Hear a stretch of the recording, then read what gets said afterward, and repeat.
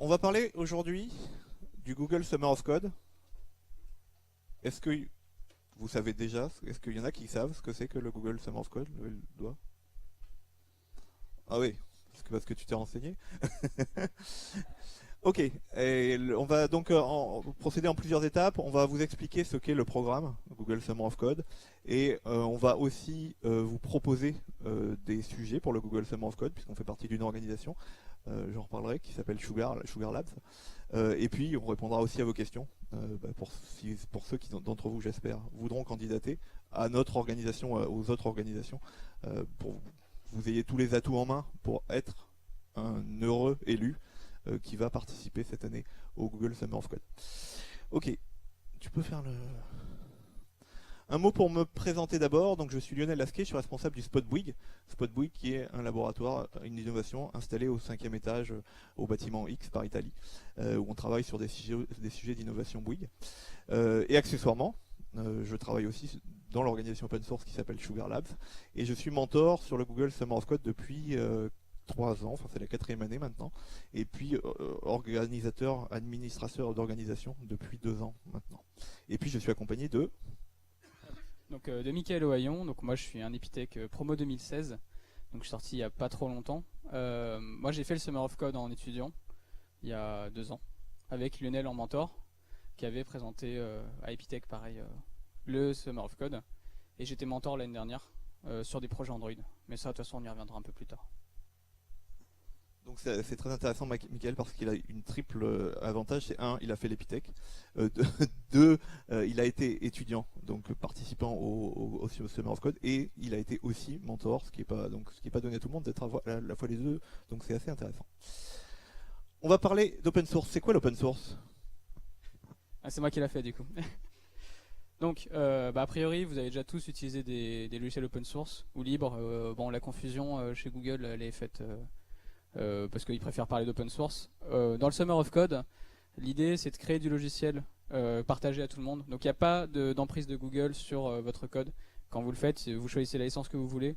Généralement GPL ou Apache, bref.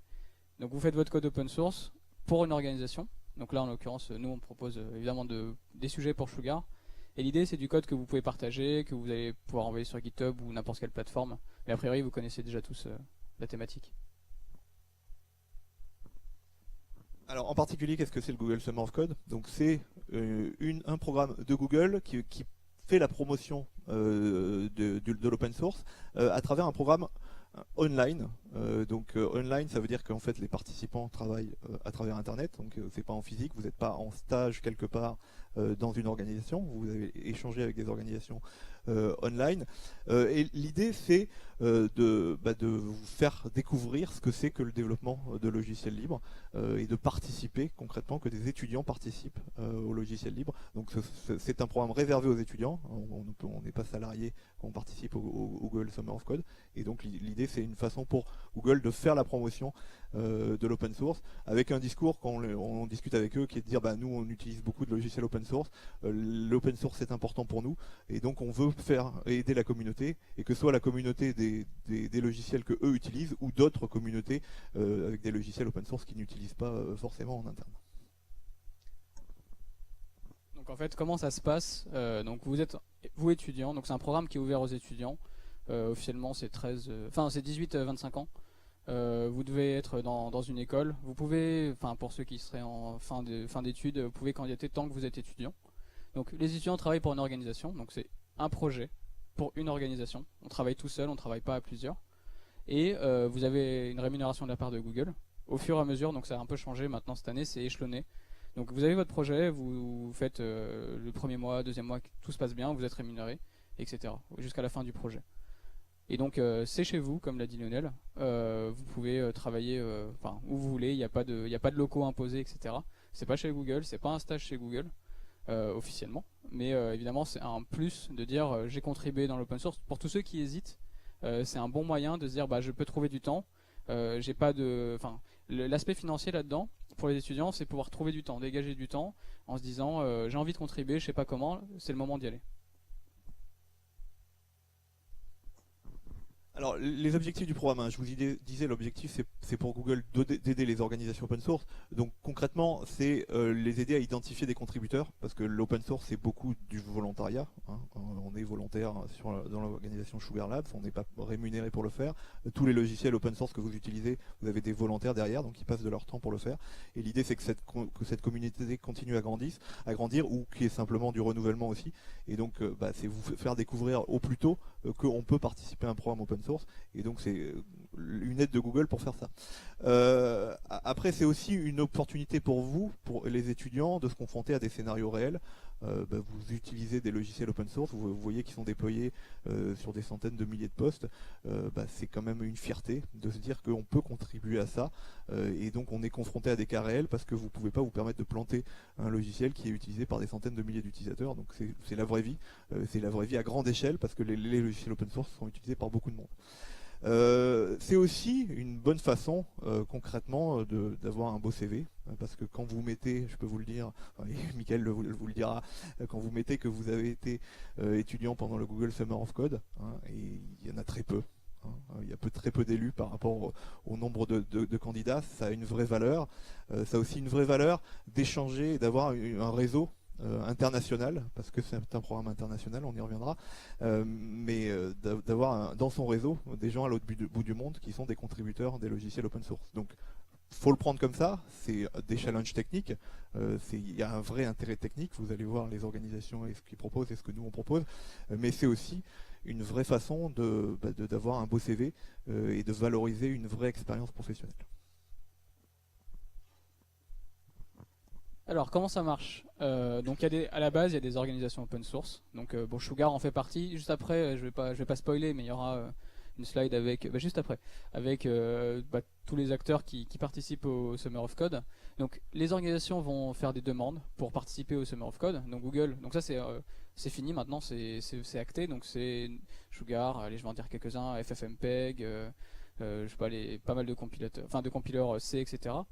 Google choisit, et puis elles sont présentées. Et donc nous, chez Sugar, ce qu'on fait, c'est on va vous proposer des sujets. Donc ça dépend entièrement de l'organisation. Il n'y a pas un dashboard chez Google où vous dites moi j'ai envie de faire ça, j'ai envie de faire ça. Vous pouvez être force de proposition. Il peut y avoir des idées auxquelles on n'a pas pensé, des technologies qu'on n'avait pas envisagées. Et voilà, c'est à vous de proposer vos sujets. Donc après il y a les mentors. Là c'est nous, d'autres gens. Vous pouvez même jamais les voir parce que finalement c'est un programme virtuel. Vous pouvez très bien être assigné à un mentor aux États-Unis, en Inde, je sais rien, où vous voulez. Et comment ça se passe concrètement avec ces mentors-là? C'est chez nous, parce que évidemment ça dépend des organisations, c'est des weekly, des daily, etc. Pour tous ceux qui travaillent en agile, ça vous parle. Donc faire votre suivi du projet au jour le jour, semaine en semaine. Et l'idée c'est de vous accompagner sur un plan on va dire personnel, sur comment vous travaillez, et surtout sur un plan technique, en vous donnant les pistes pour arriver à faire vos projets. Alors, je vous disais qu'il y a des organisations connues et célèbres qui participent. En voilà quelques-unes. La Fondation Apache, il y a FFmpeg, tu le disais, il y a Git, il y a Python, il y a Mozilla, il y a Fedora, il y a GNOME, il y a Tor. Enfin voilà, tous ces logiciels-là sont soutenus par Google à travers le Google Summer of Code. Et dans toutes ces organisations-là, donc tu l'as pas dit, je crois que c'était sur le slide, mais il y en a 200 cette année d'organisations qui sont soutenues pour le Google Summer of Code. Toutes ces organisations-là proposent des projets. Donc concrètement, vous pouvez contribuer au code de ces projets en participant cette année au Google Summer of Code. Donc voilà, encore une fois, là il y a des noms, on est content de pouvoir mettre ça sur un CV. Alors comment ça marche? Donc vous avez les fiches projets qui sont disponibles en fonction des organisations. Donc c'est une phase qui va commencer dans un mois, je pense, selon le planning. Enfin, vous pouvez déjà...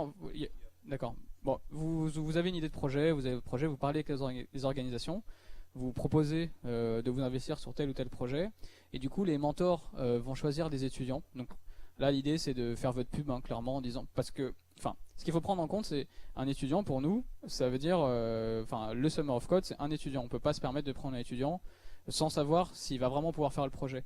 Donc, si vous dites, je sais pas, je fais du Node, ou je fais du Go, je fais du Kotlin, du Java, etc. Il faut le prouver un peu derrière. Donc, vous pouvez le faire avec votre GitHub, avec votre CV, etc. Donc, il y a un vrai choix des étudiants par les mentors. Donc voilà, ils sont associés à un mentor, etc. Et puis après, ça commence, vous codez. Donc là, c'est 12 semaines. Et pendant ces 12 semaines, le but c'est de finir votre projet. Sachant que nous en amont, on va vous demander une mini roadmap, une macro-estimation, pour évidemment cadrer un peu le projet. Enfin, on est obligé de savoir combien de temps vous pensez que ça va vous prendre, et on en discute ensemble. Je rajoute un mot sur cette partie sélection, parce que c'est important, et c'est ce qui fait le fait que, encore une fois, c'est un privilège de participer à ce programme-là. Il y a beaucoup de candidats par organisation. Nous, l'année dernière, on avait dû recevoir 80 ou 90 propositions pour finalement en retenir 5. Voilà. Et c'est pareil dans toutes les organisations. Donc ça veut dire qu'il va falloir vous vendre réellement, expliquer pourquoi vous avez envie de faire le Google Summer of Code, expliquer quelles compétences vous avez par rapport à ce qui est demandé, expliquer pourquoi vous avez envie de travailler sur cette organisation-là. Et croyez-moi, vous avez en face des vrais concurrents qui font ça même depuis plusieurs années, parce qu'ils essayent chaque année de faire le Google Summer of Code, qui sont même organisés. Alors c'est pas le cas à l'Epitech, je suis content parce que ça fait 3 ans que je faisais une conférence sur le Google Summer of Code, et chaque année on a eu un Epitech qui a été étudiant, mais dans certaines universités, dans certaines écoles, il y a vraiment des workshops qui sont organisés pour que les gens travaillent ensemble à faire leurs propositions, à réfléchir aux meilleures stratégies, aux meilleures organisations auxquelles ils vont pouvoir soumettre leur candidature. Donc voilà, c'est en face, il y a du travail à faire. Il ne faut pas négliger cette phase de sélection parce qu'elle est très importante. Et nous, chez Sugar, quand on a 90 candidatures, on a une grille d'analyse qu'on a fait l'année dernière et ce qu'on fait généralement chaque année, et on estime la valeur de chaque proposition les unes par rapport aux autres. Donc voilà, il faut vraiment être convaincant, il faut vraiment faire le maximum. Ok, c'est un vrai projet, c'est donc comme un projet dans une entreprise ou un projet que vous faites à l'école. Vous allez donc passer des évaluations.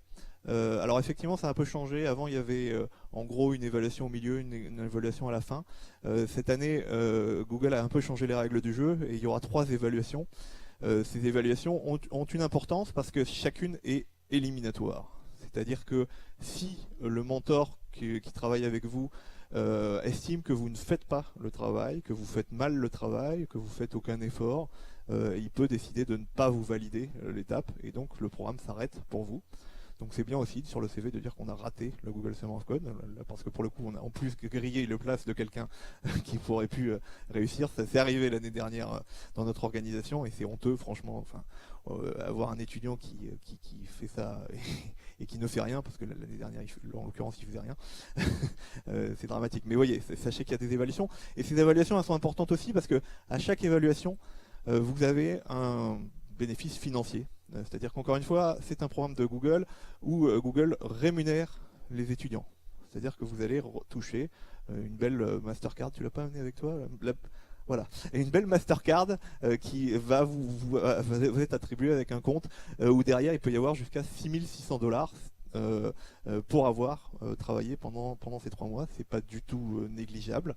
Donc ça a une vraie valeur et effectivement ça va dépendre de vos 3 évaluations. Donc toucheront 6 600 $, ceux qui iront au bout, ceux qui iront à la première évaluation. Enfin je sais pas comment ils ont décidé de le faire cette année, mais bon, enfin vous aurez une petite partie au début, une partie plus importante après et encore plus importante jusqu'à avoir la totalité à la fin. Voilà. Qu'est-ce que je veux dire d'autre? Oui, à la fin, c'est du code open source, donc Google vous demande de publier le code. Bon, généralement l'organisation, c'est ce que nous on fait. On a des dépôts et donc du coup vous avez déjà normalement envoyé une pull request sur le dépôt et vous avez votre code est produit, mais Google vous demande, il vous demande explicitement d'ailleurs de leur envoyer, c'est ça, non? C'est comme ça que tu as vécu? Bon, ça a aussi changé. Moi, quand je l'ai fait, il fallait uploader ça sur leur serveur, il fallait faire une archive et leur envoyer tout le code source. Maintenant, c'est un lien. Enfin, ils demandent un lien public où vous avez hébergé le code. Donc, eux, ils préconisent GitHub, puisqu'ils ont fermé Google Code. Mais voilà, ils demandent un accès au code source. Donc, les critères pour pouvoir participer. Donc, il faut avoir 18 ans. Voilà, c'est aussi simple que ça. Il faut être inscrit dans une école ou une université. C'est bon pour Epitech, voilà, donc voilà. Et pour Epita, enfin pour toutes les écoles Web Academy, enfin toutes les écoles s'y passent en France, il n'y a pas de problème. Oui, pas forcément l'école d'informatique, même si évidemment là, enfin, il y a d'autres programmes de Google open source, mais celui-là, ça demande quand même de programmer, donc on espère que vous programmez quand même. Il faut être dans un pays éligible au programme. Donc, il y a presque tous les pays, à part les pays où il y a des conflits qui sont acceptés. Et il ne faut pas avoir participé à plus d'un seul, enfin à plus d'un Google Summer of Code. Donc avant, on pouvait le faire 3, 4 fois, 5. Là maintenant, il y a une limite à 2 Summer of Code consécutifs. Ok, quelques statistiques que fournit Google. Ça fait 12 ans que le programme existe. Il y a eu 12 000 étudiants de 104 pays. 12 000 étudiants, ça veut dire qu'en gros, il y a 1000 étudiants par an qui sont pris pour le Google Summer of Code. Alors voilà, les étudiants des pays les plus acceptés, ça a un peu changé l'année dernière, c'était les États-Unis qui étaient devant. Maintenant c'est l'Inde. Il y a, encore une fois, je parlais de gens organisés, d'écoles où c'est organisé. C'est vraiment organisé en Inde, où il y a vraiment beaucoup de candidats. Moi, j'ai travaillé avec d'ailleurs des candidats indiens dans les 2 premières années, et ça s'est très bien passé. Donc effectivement, il y a vraiment des talents aussi. L'Allemagne arrive en 3e. Je ne sais pas où arrive la France, mais assez loin en fait. Donc d'où l'intérêt de faire cette conférence-là et d'où l'intérêt de vous motiver à le faire, parce que le programme est peu connu en France et c'est dommage parce que ça a vraiment de la valeur et pour les organisations et pour les étudiants. Entre 80 et 90% de réussite. Bon, voilà, ça veut dire qu'on fait plutôt bien la sélection. C'est que bon, il y en a 1 sur 10, 2 sur 10 dans le pire des cas chaque année qui ratent le programme, et c'est dommage. Et puis bon, l'estimation à mon avis est un peu c'est très américain ça. 30 millions de lignes de code produites, je pense pas que ça veut dire grand chose parce que bon, la mesure doit être compliquée à faire. Alors le planning, bon, on va le lire comme on va le lire tout simplement. Donc 27 février, annonce d'organisation acceptée au Google Summer of Code. Donc c'est bon, c'est passé. Et Sugar est dedans, comme depuis longtemps. Enfin, de manière assez régulière maintenant. Donc 20 mars, donc là c'est ce qui vous intéresse. 20 mars, 3 avril, les étudiants soumettent leurs propositions. Donc ce que ça veut dire, c'est que sur le site qui est summer.withgoogle.com, vous pourrez créer une proposition. Donc c'est un titre, un message, et là un gros pavé où vous expliquez pourquoi, ce que vous voulez faire, pourquoi vous voulez le faire.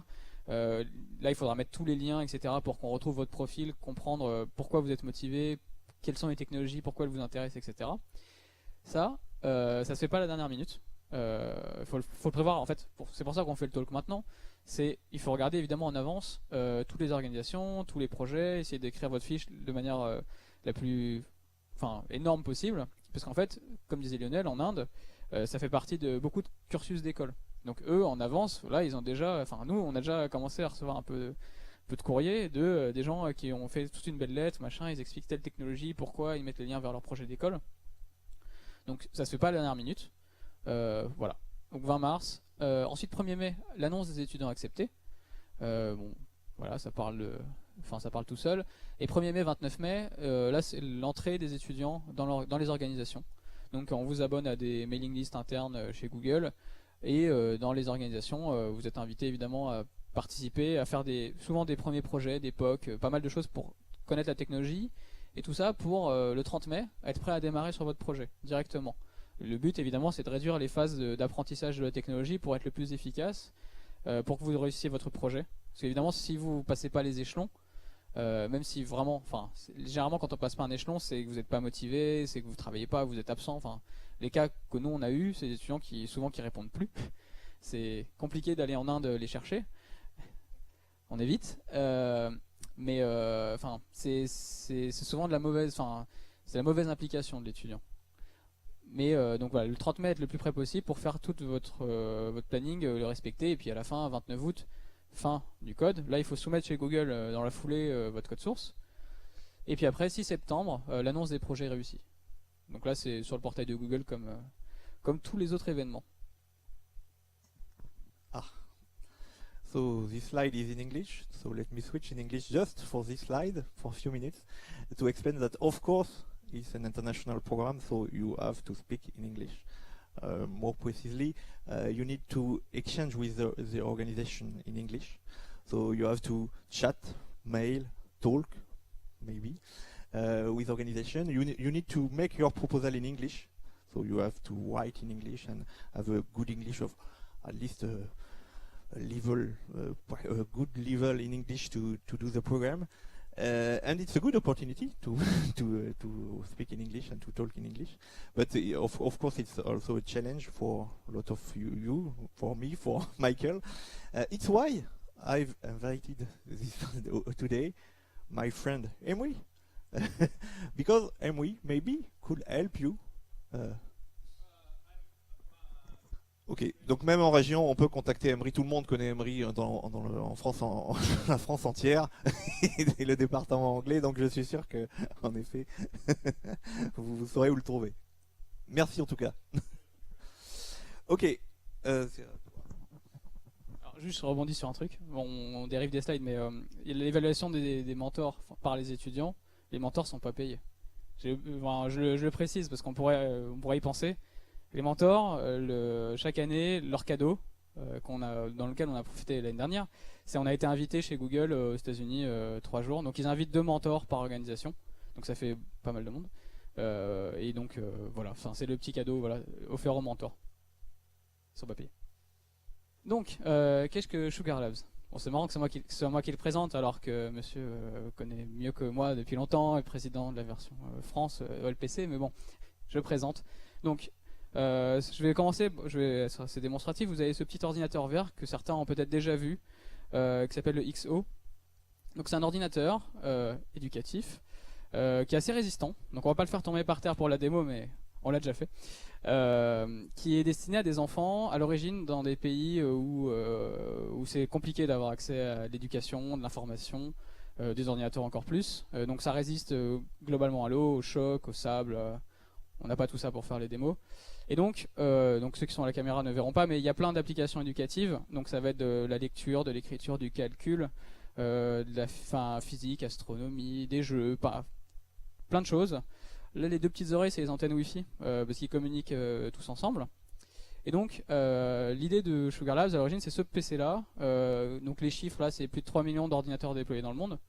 À l'origine, l'OS, c'est en Python. Et voilà, donc un écosystème éducatif. Et donc la version on va dire française de l'association, qui s'appelle OLPC France, déploie ces ordinateurs-là à Madagascar.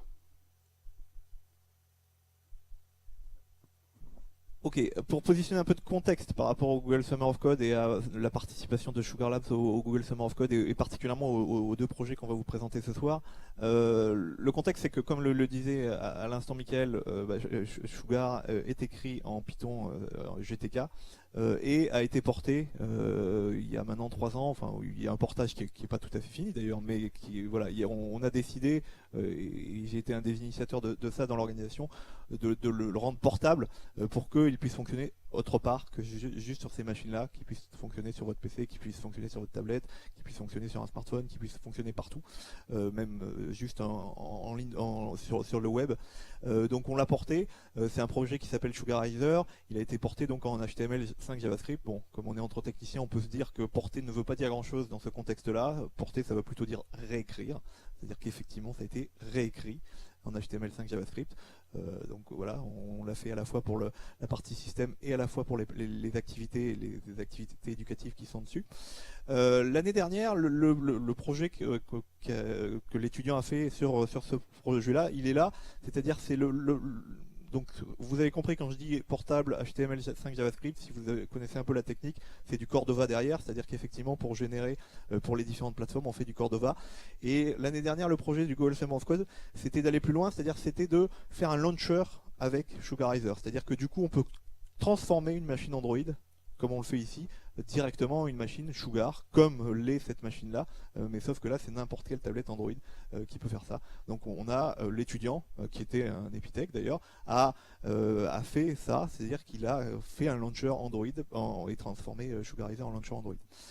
Nous quand on fait les choses on va le plus loin possible, c'est à dire que c'est un outil éducatif, c'est pas juste pour se faire plaisir et pour coder le soir, même si ça nous fait plaisir quand même de coder le soir, et on l'a déployé là en février dans une école à Saint-Ouen dans le nord de Paris. Donc 25 tablettes Android utilisent, des enfants dans une école, une classe de CM1 utilisent déjà ce portage là et l'utilisent pour faire des activités éducatives. Donc voilà, ça a une réalité, donc ce contexte-là est réel, et c'est pour vous reboucler sur ce que je disais tout à l'heure, hein. On parle d'applications réelles, d'utilisation réelle, on parle pas de juste un programme qu'on fait pour s'amuser, on parle de choses qui sont utilisées dans la vraie vie. Les propositions de l'année, alors vas-y, tu peux boucler, je prends la première parce que je suis le mentor sur la première, donc je te laisserai expliquer la deuxième. Donc comme on est sur un déploiement qui commence maintenant de cette version de Sugar qui s'appelle Sugarizer, on a besoin d'outils. Le contexte de ces deux propositions-là, c'est développer des outils pour aider le déploiement. Parce qu'il faut bien comprendre, donc je suis un des fondateurs de OLPC France, on a déployé 200 ordinateurs comme ça à Madagascar. Déployer des ordinateurs, ça veut dire les mettre à jour, les maintenir, les administrer, les corriger, les réparer. Enfin, voilà, c'est un vrai travail. C'est-à-dire, il suffit pas juste de coder le programme et de dire tiens, j'ai une activité qui marche, c'est formidable. Sur le terrain, il se passe des tas de trucs. Il y a une machine qui se casse, il y a une machine qui marche plus, etc. Donc, il faut des outils pour les administrer. Donc, le contexte de cette année, c'est de dire maintenant, on veut faire aussi la même chose sur ça, donc sur des tablettes, et on veut pouvoir administrer. Et donc, on a deux projets d'outils pour administrer ces tablettes-là. Donc le premier, c'est une console d'administration et de statistiques. Pour communiquer entre elles, il y a un serveur qui existe aujourd'hui, qui a été développé, qui s'appelle Sugarizer Server, qui permet d'échanger des données, qui permet de se connecter, qui permet etc. L'idée, c'est de développer un dashboard, une console d'administration qui va permettre de voir des statistiques, de voir quelles activités sont les plus utilisées, quels sont les plus gros utilisateurs, qu'est-ce qu'ils font, qui vont pouvoir pour les enseignants de voir ce que font les enfants. Parce que quand dans une classe, comme c'est le cas à Saint-Ouen, l'enseignant dit vous allez tous faire l'activité machin et vous allez me faire un beau dessin de la carte de France ou la carte du monde, ou etc. Et vous allez colorier les machins, etc. À un moment donné, il veut voir ce que les enfants ont fait.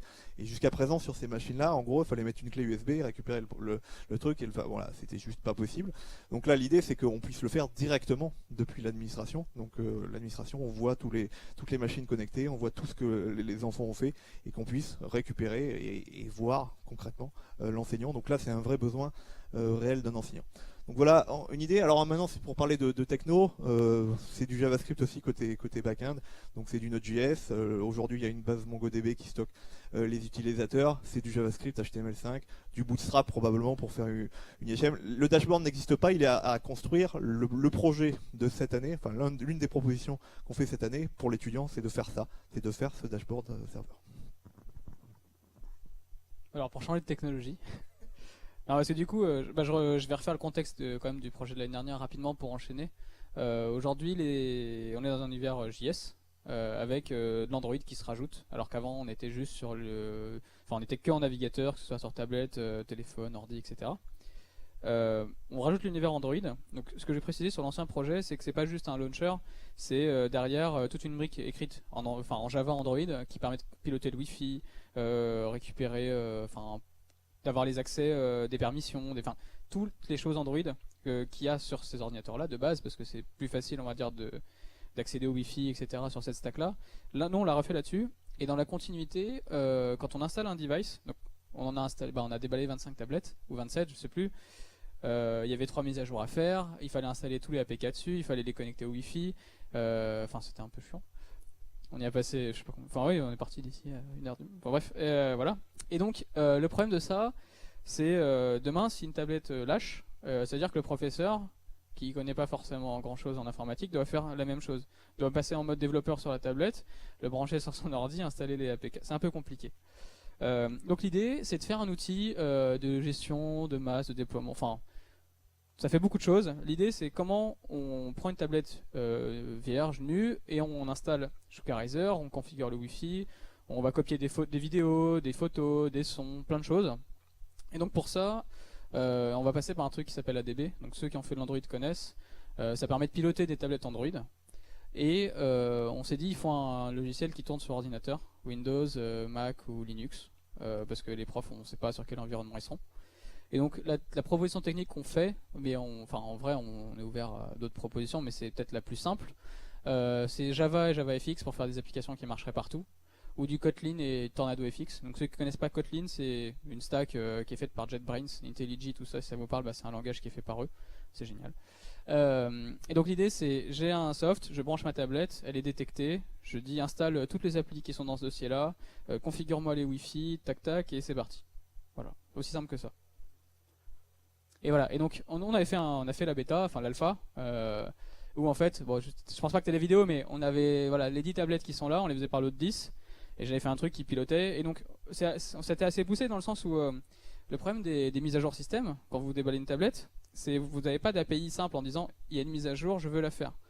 Donc nous ce qu'on avait fait, c'est on a récupéré les inputs des doigts sur la tablette, alors telle coordonnée, tel machin, et on a fait cliquer toutes les tablettes en même temps au même endroit. On a fait installer toutes les applis par lot, et donc les dizaines de tablettes s'activaient toutes seules. En fait, elles se réveillaient, elles cliquaient, machin, elles faisaient la mise à jour, elles installaient les APK. L'idée, c'est d'avoir une IHM utilisable par n'importe qui et pas du script Kotlin inutilisable par un professeur. Ce que tu n'as pas dit, attends, juste un instant, ce que tu n'as pas dit, enfin ce qu'on n'a pas dit, mais c'était évident, donc je serai le mentor sur la première partie et Michael sera le mentor sur la deuxième partie, même si évidemment on est interchangeable au sens où on connaît les projets, mais lui il connaît beaucoup mieux Android que moi. Donc, et bon, moi j'ai un peu d'expérience en JavaScript, donc voilà, on est complémentaires. Ok, on est bien dans les temps, c'est parfait. Donc quelques liens utiles. De toute façon, enfin, je mettrai à disposition les slides, on publiera la vidéo aussi pour les bêtes qui sont pas venues et qui ont tort. Donc ils pourront quand même voir la vidéo. Voilà quelques liens utiles sur le Google Server of Code, sur le blog de Google, sur les propositions. Il y en a d'autres de Sugar. On n'a pas détaillé toutes les propositions de Sugar parce qu'il y en a plus.